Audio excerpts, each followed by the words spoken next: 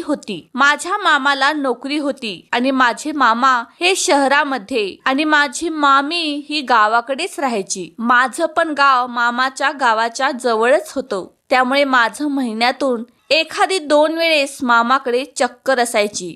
पण हल्ली मला शहरामध्ये नोकरी असल्यामुळे मी मामाकडे जास्त करून जायचं नाही। मला सुट्ट्या लागल्या होत्या आणि मी गावाकडे आलो होतो आणि तेवढ्यातच मामीचा मला फोन आला। मामी फोनवर खूप रडू लागल्या होत्या। त्यांना फोनवर बोलता सुद्धा येत नव्हते आणि मी सुद्धा अचानक घाबरून गेलो। मला सुद्धा काही सुचत नव्हते। मामी म्हणाली, सिद्धू तू लवकर घराकडे ये। मी विचारलं, एवढं काय रडताय आणि काय झाले? मामीने दुसरे काहीच न बोलता घराकडे ये एवढेच म्हणाल्या। मी खूप घाबरलो होतो आणि आता मामीच्या घरी जाण्यासाठी मला अर्धा तास तरी लागतच होता। मी घाईघाईने गाडी घेऊन मामीकडे गेलो। मी घरी जाऊन बघतो तर मामी घरामध्ये रूम मध्ये रडत बसली होती। मी जाऊन मामीला विचारलं, मामी माझ्या गळ्याला पडून अजूनही रडू लागली। मामीचा रडण्याचा शिवाय शब्द निघतच नव्हता। मीच मामीला थोडा धीर दिला आणि काय झाले सांग ना मामी असे म्हणालो। तुमचे मामा एका शेजारच्या मुलीला घेऊन पळून गेले आहेत। मला कोणत्या गोष्टीची कल्पनाही नव्हती। त्यांनी मला परवा सांगितले होते 2 दिवस पुण्याला जाऊन येणार आहे आणि तेही कामानिमित्त। पण मी विचारही केला नव्हता ते या मुलीला घेऊन पळून जातील। सगळीकडे गावांमध्ये चर्चा झाली आहे। त्यांनी या मुलीला घेऊन पळून गेले आहेत आणि आता ते सर्व मला भांडायला येत आहेत।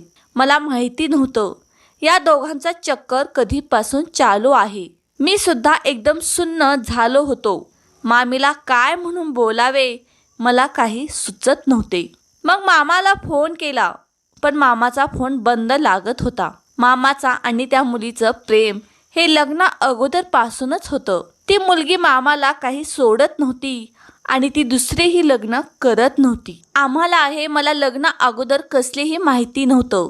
माझा नवरा सुरुवातीला माझ्यावर प्रेम करायचा, पण हल्ली 2 वर्षापासून त्यांचं माझ्यावर लक्ष खूप कमी झालं होतं। पण मी त्यांना कुठे बाहेर चालू आहे का याबद्दल कधी विचार केलाच नव्हता।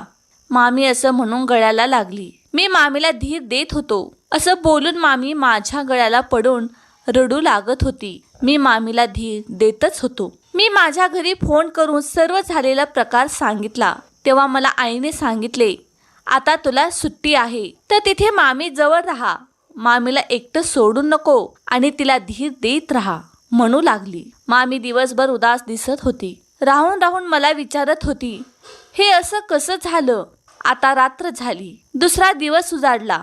मामीला आज थोडं फ्रेश वाटत होते, पण मला मामानं केलेला प्रकार एकदम सतावत होता। मला काय झालं होतं हे काही कळतच नव्हतं आणि असे दिवस जात राहिले। घरामध्ये मी आणि मामी दोघीच होतो। मामीला तिच्या माहेरी सुद्धा जाऊ वाटत नव्हते, त्यामुळे मामी येथेच होती।